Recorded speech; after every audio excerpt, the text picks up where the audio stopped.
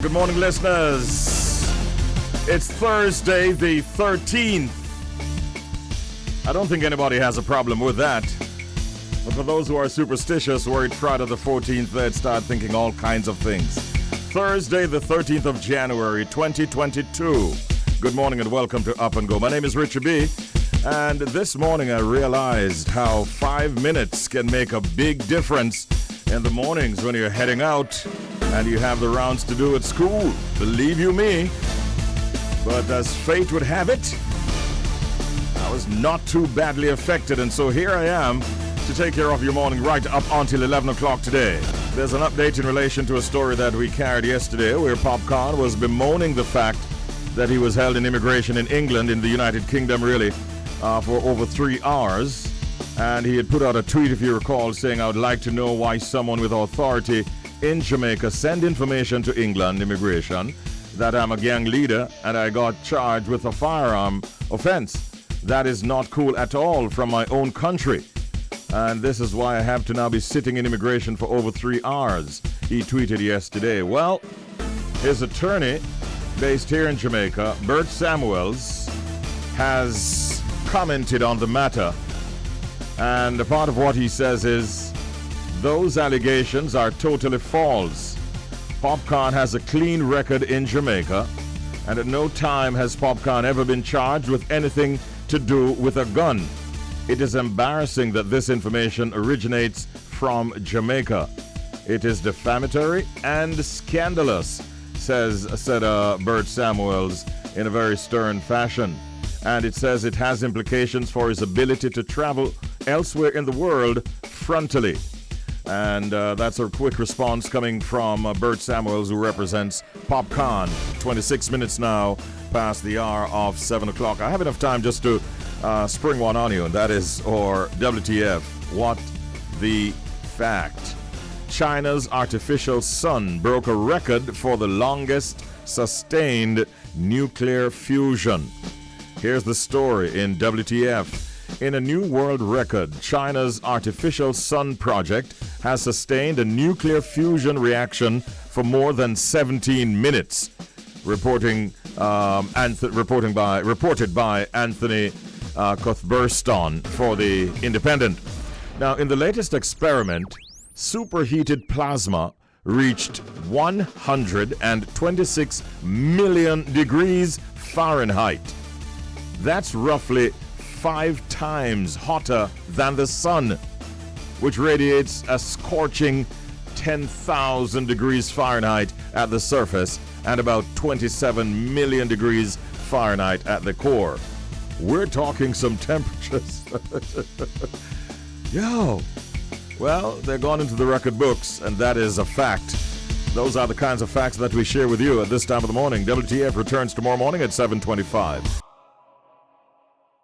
Today we have a Jamaican proverb. First of all, we'll allow you to listen to the proverb, and then we'll offer you the translation followed by the explanation for the proverb. Thanks for listening to this feature and for letting us know how much you enjoy them. Here is today's proverb of the day. You shake a man's hand, but you not shake him heart. Okay then. All right. You shake a man's hand, but you not shake him heart. By the way, heart spelled H-A-W-T for purposes of this proverb. All right, you shake a man's hand, but you not shake him heart. All right, this requires some rehearsal. So, the translation for that proverb is as follows.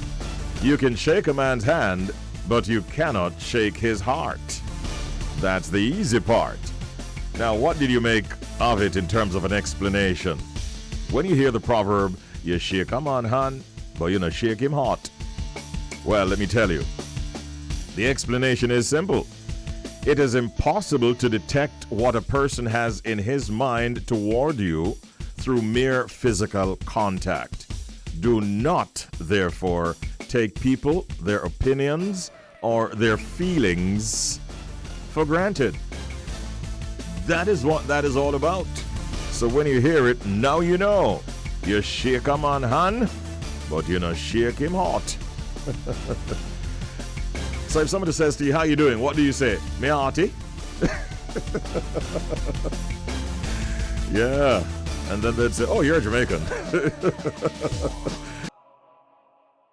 Now, yesterday, as I told you, if you recall, being an ardent listener, we got the breaking story of the troubles of Prince Andrew as they were continuing with the rejection of his bid not to go to trial with this matter revolving around Virginia Go Free.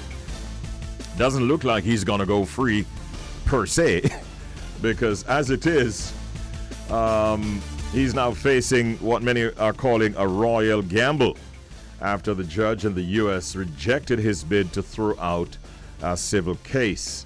Well, lawyers can either take the risk to press ahead with a trial, or they might want to settle out of court with Miss Go Free, and figures are already being bandied about. Before I get to the figures, though, we tapped into the analysis by a well-known and world-renowned, highly recognizable face in the legal world, generally regarded as a legal luminary, and we wanted to find out from him by way of an assessment what he feels is the way forward for Prince Andrew at this time. So let's hear the assessment from Attorney at Law Howard Kennedy. I suspect that this is a case which is going to go to trial, and the stonewalling tactics of Prince Andrew's lawyers have been to attempt to delay it. He's not in a great position now. He's not. Can he get in a better position? No, he can't. Can he make it worse? Yes, he can make it an awful lot worse by going to America and having to give evidence.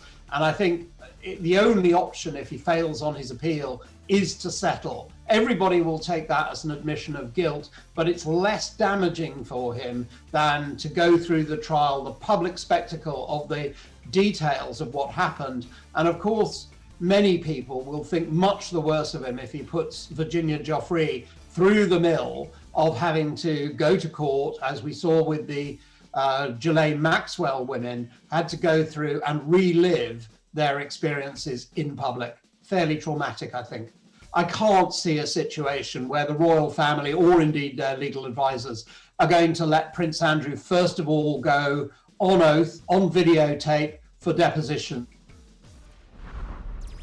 Thank you very much, Mr. Kennedy, for your honest analysis. So what is being discussed right now as we speak, I'm told, because this is a very important year for the Queen too. It's the her Platinum Jubilee year, and I suspect that Prince Andrew and his handlers don't really want to have this matter dragging on and upsetting the Queen at this time. So it is being purported that he should in fact settle out of court. Now, one figure that is being bandied about is £10 million. You heard? I said £10 million. Already, Prince Andrew's handlers have identified how he could come up with that money. Because you see, Prince Andrew has a Swiss chalet that is valued at some £18 million, and it is being suggested to him that he should sell that property and use proceeds from it to settle with Miss Go Free. What an interesting name. But I'm being told that her attorneys are putting the argument forward that she might not accept a cash payout and might take a preference to going to court with this matter. So even £10 million might not do it in terms of striking a deal. I really wonder whether or not that suggestion is coming from the attorneys or from Ms. Gouffry herself, because we know how the attorneys are. They we know how that is. Anyway, we're watching this situation and we'll keep you informed, because that is what we do here. We inform, we educate, and we entertain. Not done with the UK yet, because let me tell you something. That apology from Boris Johnson yesterday seems not enough. And even today, there are still many who are calling for his resignation. He's in a spot of bother. It's another one that we're monitoring and we'll keep you informed. Right now, it's time for us to welcome our first guest. Just before we do that, I should tell you that January is Cervical Cancer Awareness Month. Now, cervical cancer is the second leading cause of cancer-related deaths among Jamaican women between the ages of 30 to 50 years. Late-stage diagnosis is not only painful, but costs millions of dollars to treat. And we understand, too, that the human papilloma virus, HPV, transmitted primarily via sexual contact, is responsible for 90% of all cervical cancers. Well, to discuss this matter with us, we have this morning nurse Sheron Hall, who will tell us more about this disease and how women can protect themselves from this cancer. Good morning and welcome, Nurse Hall. How are you? I'm fine, thank you. Thank you so much for joining us. Nurse, what is cervical cancer? Well, cervical cancer is, first of all, the cervix is the mouth of the womb. So that is where, when the women are having babies, that's where they will come through. Mm-hmm. So that's the mouth of the womb. So cancer is when you have the cells in that area become abnormal and they start to multiply and spread to other areas. So that is what cervical cancer is. Okay. Now, what are some of the symptoms of cervical cancer? Well, in the early stages, you will not have any symptoms. So any symptoms that you will develop will be considered late symptoms, meaning that the person had this thing for quite a while and then it starts to spread.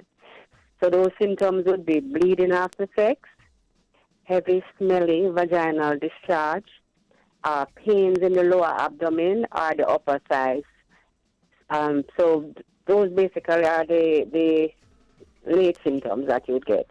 So there are no early symptoms, you said? No, there is no early symptoms. So by the time you start having those symptoms, you're already far gone in terms of having the disease.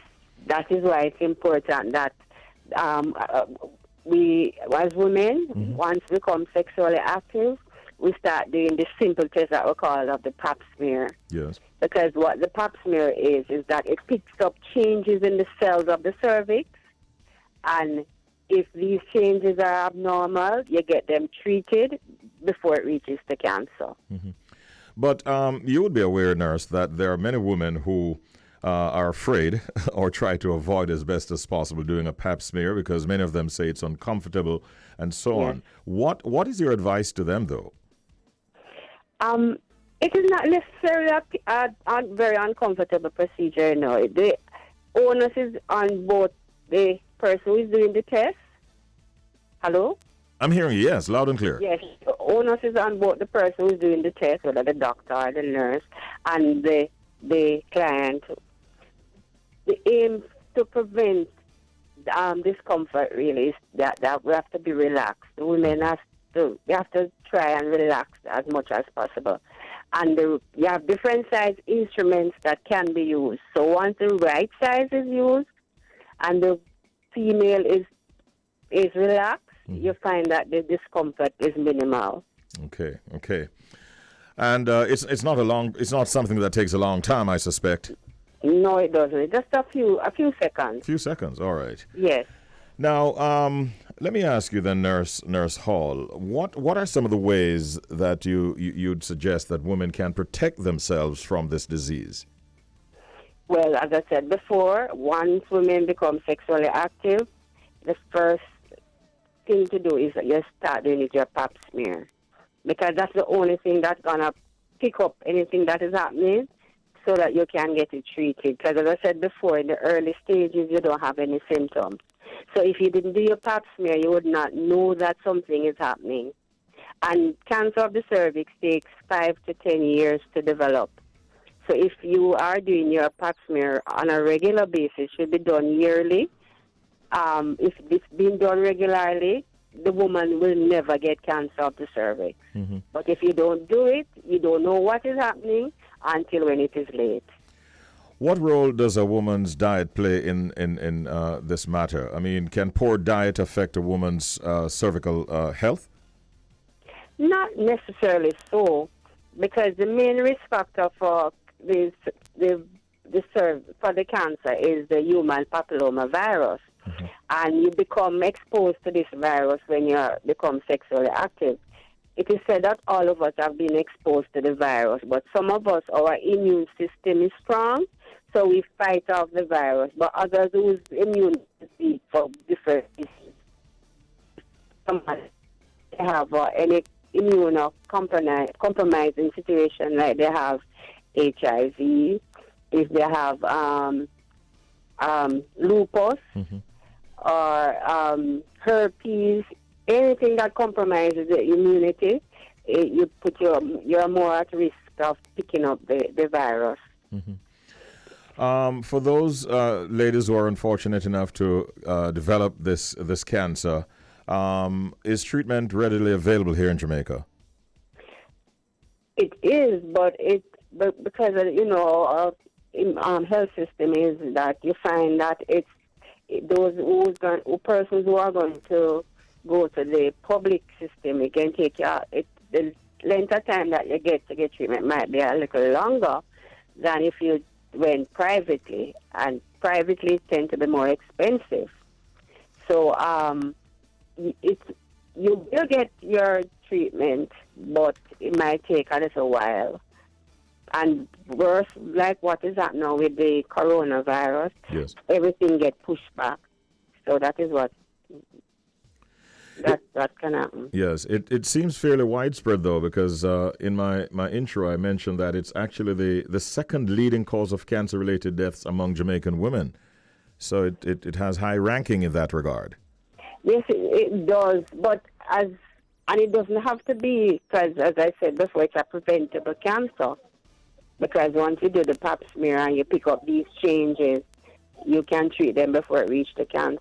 Mm-hmm. So the aim is always to do a pap smear. So once the women come out and do the necessary test, then the figures will go down. It's preventable. What's the recommended frequency for doing the pap smear for the women? Yearly, annually. Oh, once per year. Okay. So once it's normal, is a year again. Mm-hmm. Unless there's some they might say anything, and they might say repeat in 6 months. But once the report is normal, it's annually. Okay. All right. I'm going to give you another few seconds to give me your parting shot. What do you want to remind our listeners, or female listeners especially, this morning? What I would say to all of them, because what happens is that there's a lot of myths where the pap smear is concerned. As I said before, they say it's uncomfortable. Some will go say further that it's painful. But what I'll say to all women is that when you're going to have that test done, you just relax yourself. Don't let anybody tell you anything otherwise. Just go relax. We go with an open mind. Everybody's experience is different. And what they should remember is that even if you have a little discomfort, that is nothing compared to getting cancer. So just go ahead, make up your mind, relax yourself, and you'll be surprised. Quite a number of women, when they come here to get the test done, and when they're finished, they say, that's it. And here meaning that's what I didn't want to do. Yeah. And so here meaning at the Jamaica Cancer Society, right? Yes. Uh-huh. All right. I thank you for all the information, and that is on behalf of all the women. Thank you so much, Nurse Sheron Hall, and I wish you a productive day and stay safe. Thank you so much. You're welcome. Thank you. All right. Talking there with Mrs. Sheron Hall. She's a nurse at the Jamaica Cancer Society, and our focus this morning was on cervical cancer and all things related. So thank you again, and I hope the ladies out there listening really appreciated that. Let me just tell you, ladies and gentlemen, there is a new study that now has been published, and a great part of the finding is suggesting that cannabis compounds can actually prevent the COVID-19 infection by blocking the virus from entering human cells. Okay? So scientists have now determined that cannabis can prevent COVID-19 infection. Let me give you a little bit more of the information that I have. This new study has identified some cannabis compounds as a therapeutic component to prevent coronavirus infections by blocking the virus from entering human cells.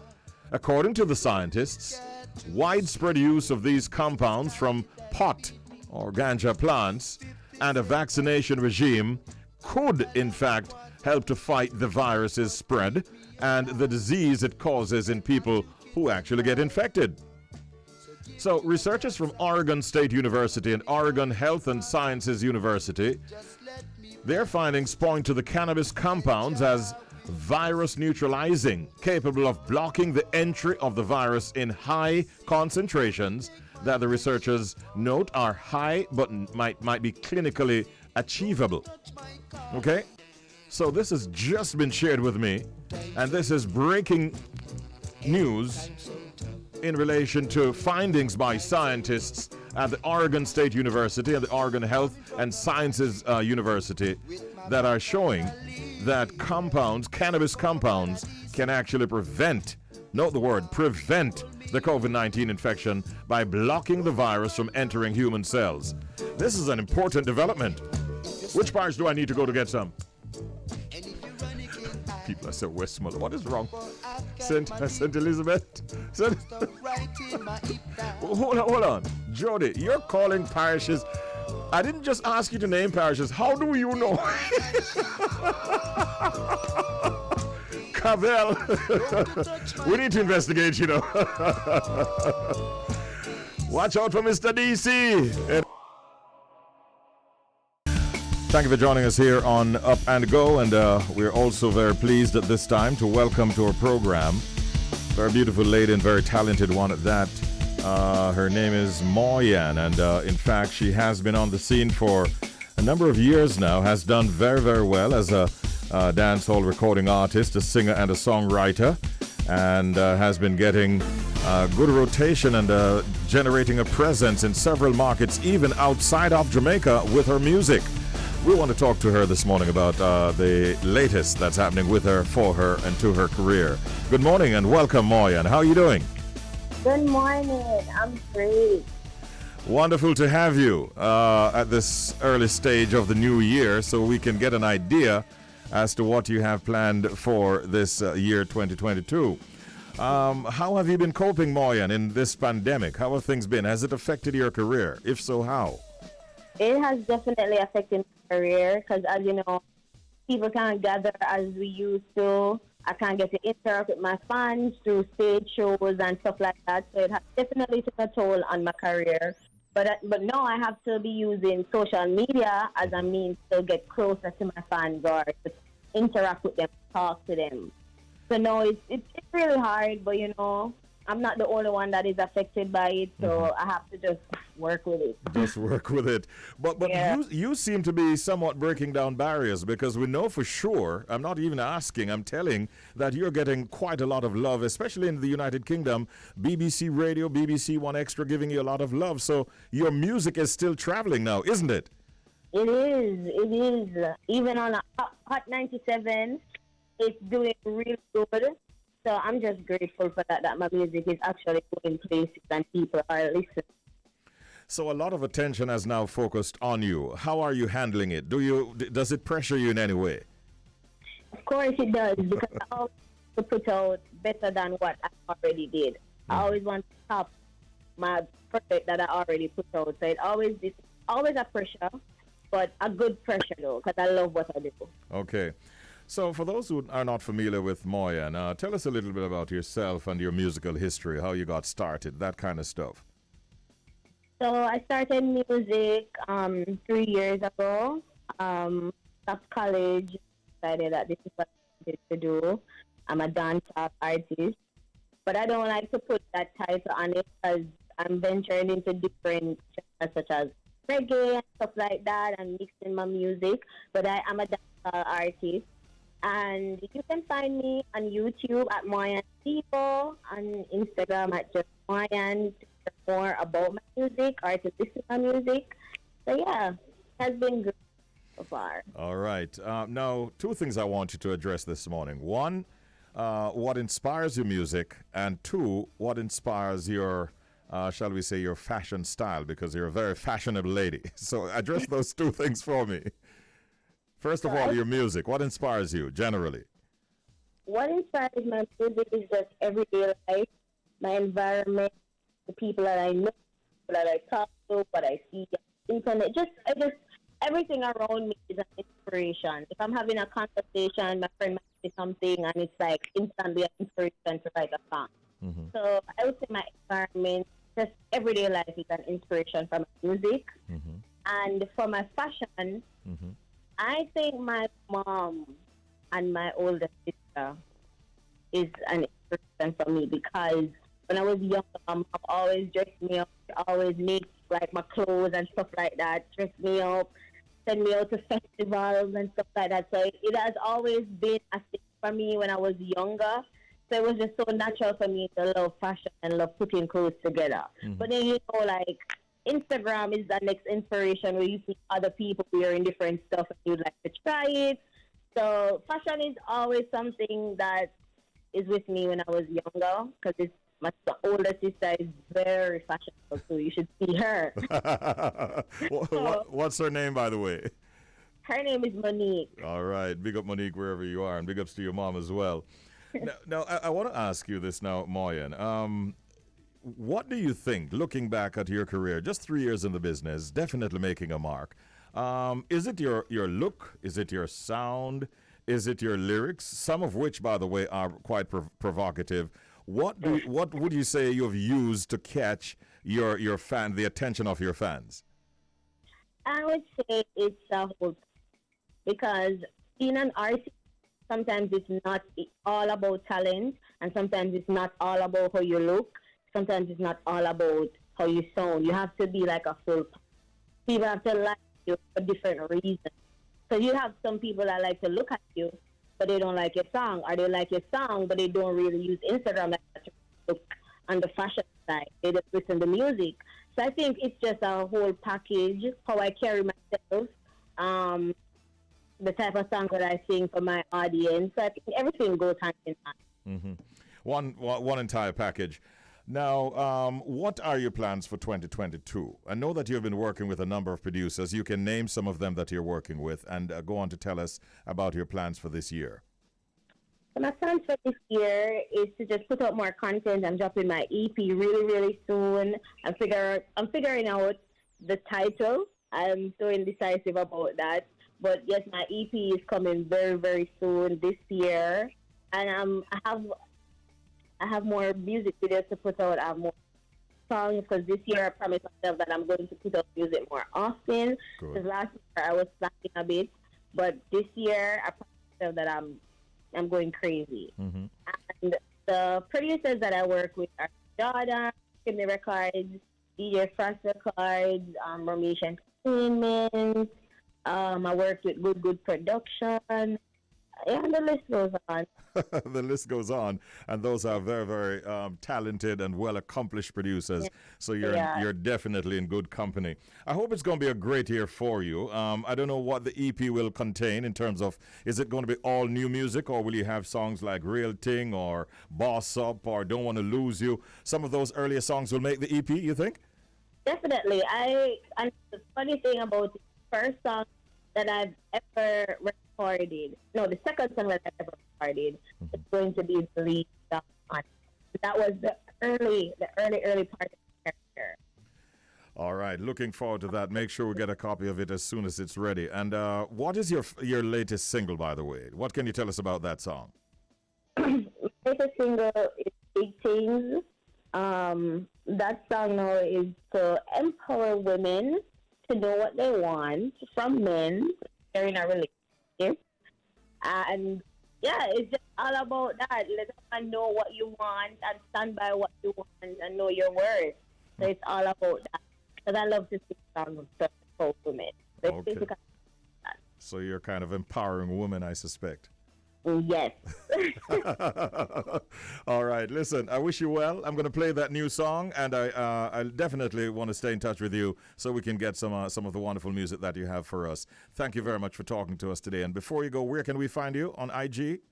You can find me on Instagram, Snapchat, Twitter, and Facebook at just Moyann, and my music on YouTube at Moyann Vivo, such as Spotify at Moyann, and all those platforms. So thank you for having me. I really appreciate it, and big up to everybody listening. A Happy New Year. All right, so wonderful talking with you, Moyann. Take care and best wishes, all right? Thank you. You're welcome. We're now joined by the Deputy Public Defender, Mr. Herbert Mckenzie, who is our guest today. Good morning and welcome, Deputy Public Defender. How are you today, Mr. Mckenzie? I'm fine, thank you, sir. Good morning. All right. Is not here today, so you and your listeners will have to make do with me. All right. So you are, in fact, flying solo. All right. Thank you for joining us nonetheless. Recently, Parade Gardens ranked among the top 10 communities with the highest number of murders across the country, was declared by the government as a zone of special operations. I want to ask you right off the bat, what are the constitutional rights of citizens in an area that's designated as a ZOSO, Mr. Mckenzie? Right. First and foremost, all your constitutional rights remain intact.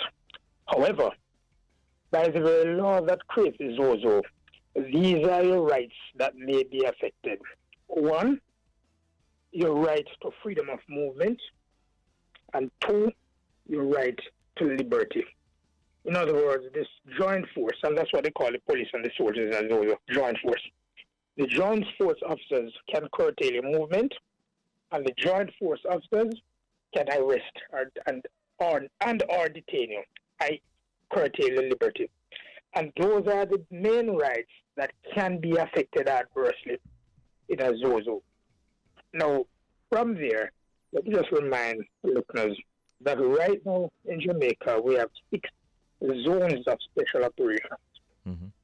And I'm going to name them in order in which they were declared. Mount Salem in St. James, Denham Town, Kingston and St. Andrew area, Greenwich Town, August Town, Norwood in St. James, and most recently, as we said on Sunday, the Parade Gardens, the one you opened the program with. Mm-hmm. Now, in the ZOSO, there are certain powers that are assigned to the police, and we as citizens have certain responsibilities.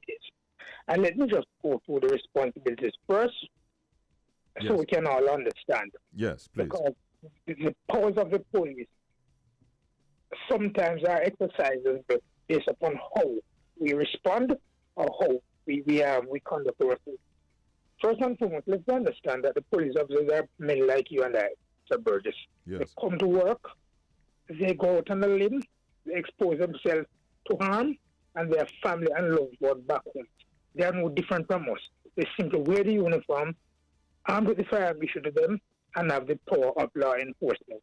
And in many of the cases, we know that citizens go to disrespect them. And similarly, you have some bad policemen too who go to disrespect citizens. If everybody just sort of adhere to the law and the police abide by the law, we'll have no problem enough. It's almost like driving on the street. If you keep in your lane and I keep in my lane, unless there's a rear-end collision, we're not going to have a head-on. Mm-hmm. Now, in the ZOSO, the police can and may ask a person to disclose his full name and address. And the police ask you to disclose your full name and address.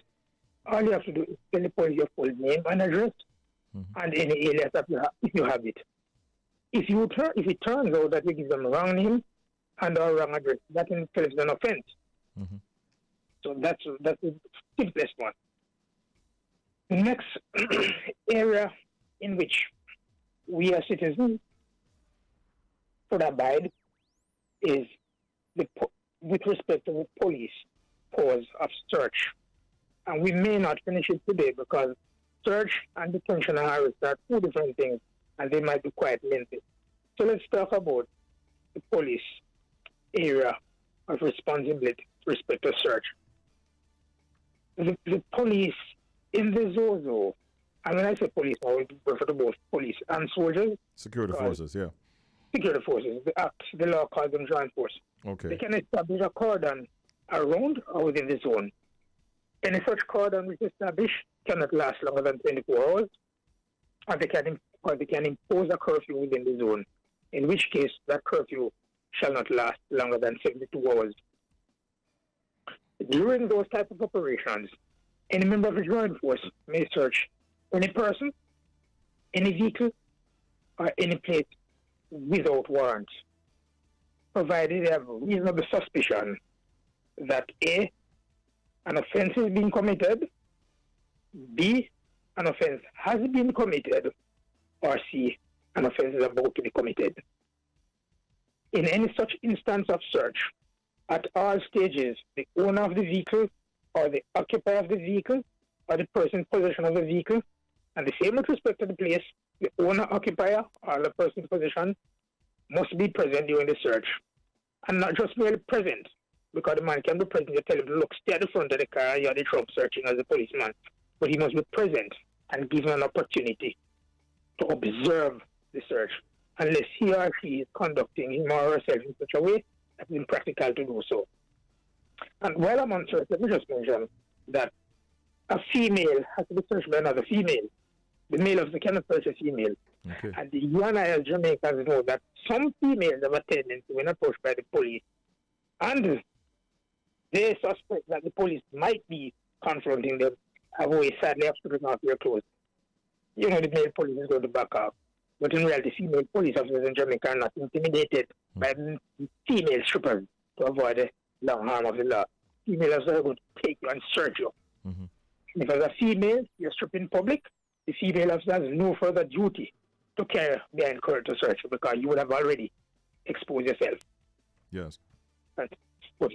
Now let's continue with the search. During the search, the joint force officer may seize any item, may seize the vehicle, and he may seize any document or article found in the vehicle, the place, or on the person of the individual being searched. And he may seize the document or the item or the vehicle if that item, document, or the vehicle will assist in preventing or controlling any public disorder, or the item, the article, or the vehicle is likely to be of a substantial value in an investigation of any offense that is going on. But it bears note that a seizure is not a seizure for all times. If after the item seized it becomes of no evidential value, the officer seizing the item must return it to the person from whom he seized it. The owner, the holder in possession, or the driver of the vehicle. And also, tools of trade or business cannot be seized. So, for example, a farmer who is going to his farm with his machete across his back, simply because it appears an offensive weapon is a tool of his trade, you can't seize it. Unless, of course, you have reason to believe that he's not going wrong this morning, he's going to chop up some man with whom he has a beef. Otherwise, tools of trade are outside of the seizure power of the police. Now, the person who is detained in the ZOSO operations, once detained by the police, first of all, they can only be detained if the police officer has reasonable cause to suspect that he has ever committed an offense is being committed, or offense is about to be committed, or that that person is wanted directly in connection with some offense already committed and under investigation. In that event, you can detain or arrest the person. Now, if you detain or arrest the person, that person must be informed of the reason for his arrest or detention, and that person must be taken before justice of the peace immediately upon his arrest or detention.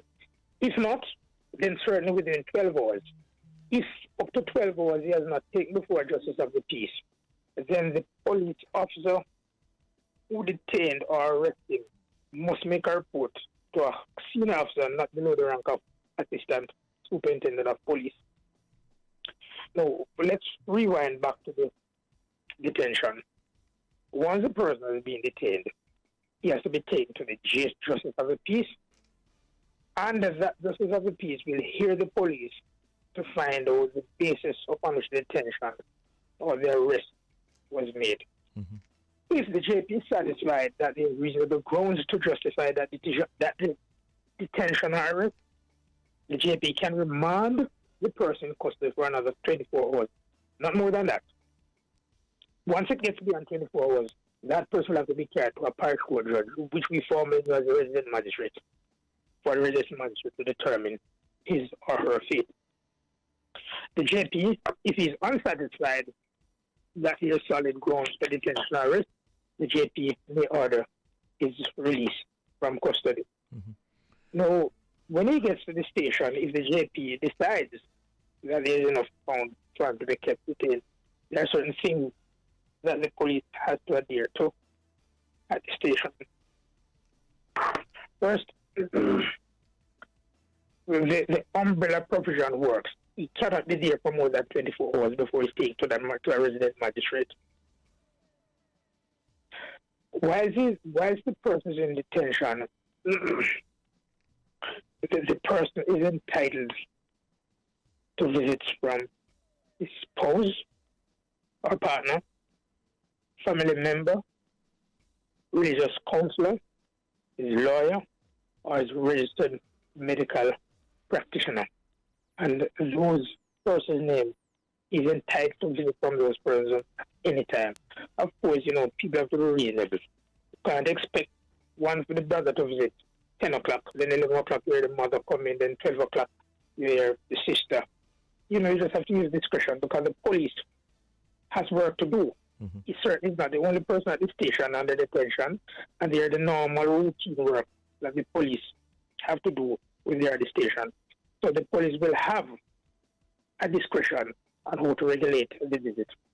Usually in practice, the man's lawyer and the doctor who are within reason given a sort of like unfettered access, and for obvious reasons.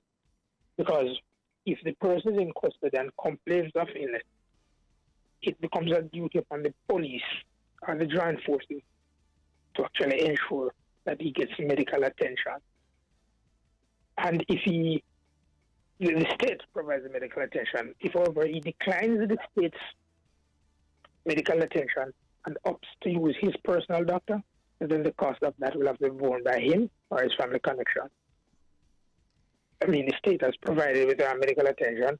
You refuse it, so you pay for the medical attention that you decide to get for yourself. Now, the person detained, if the person refuses to give his name and address, is going to be kept in custody. And even after I see the JP, the Justice of the Peace, if the Justice of the Peace is not satisfied that his name and address are correct, then the Justice of the Peace can remand him back in custody. Now, people might ask how the JP might know that his name and address might not be correct. It might turn out that the address you give is a cemetery. Because we know that is a common thing for addresses given in Jamaica. It turned out to be a cemetery. And that has happened before. It has happened before. Mm-hmm. And if you give the address of a cemetery, you can't be alive in front of a JP if you address a cemetery. You would have been that address lying down. Yes. So, those are some of the things. I think time is upon us. Those are some of the things confronting us. Next week we might go into part 2, but before part 2, yes, I just want to say, though, that unlike the states of emergency, we at the Public Defender's Office do not get any adverse complaints against the joint security forces. And then this one in Prairie Gardens was just declared on Sunday. We are yet to receive any complaint. And I think the absence of complaint is based upon the two different regimes that obtained under these two different and distinct measures. The powers vested to the security forces, the powers under which each was declared, and the whole conduct of the operations under the two regimes make the ZOSO one in which rights are less infringed than in the state of emergency. Mm-hmm. Well, I tell you, we have learned quite a lot from you this morning, Deputy Public Defender, primarily focusing on the constitutional rights of citizens in an area designated as a zone of special operations. We have run out of time, unfortunately, but I think, as you mentioned, we will definitely be looking at a part 2 because we also wanted to find out from you in our next program, how your office works with the police to ensure that, while there are efforts to contain crime and so on, that the human rights of the residents are in fact protected. So we'll look at that in maybe a part 2. Thank you for the presentation in the absence of Public Defender Arlene Harrison Henry. We thank you, Deputy Public Defender Herbert Mckenzie, for all the information you shared, and we're looking forward to next week when we'll do it all over again on Constitutionally Speaking. Thank you so much. Have a good day. You too, sir. Thanks for having me. All right, our pleasure.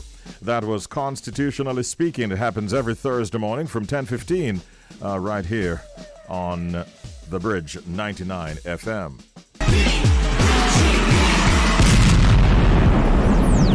Richie B, the party master, on Up and Go, The Bridge 99 FM.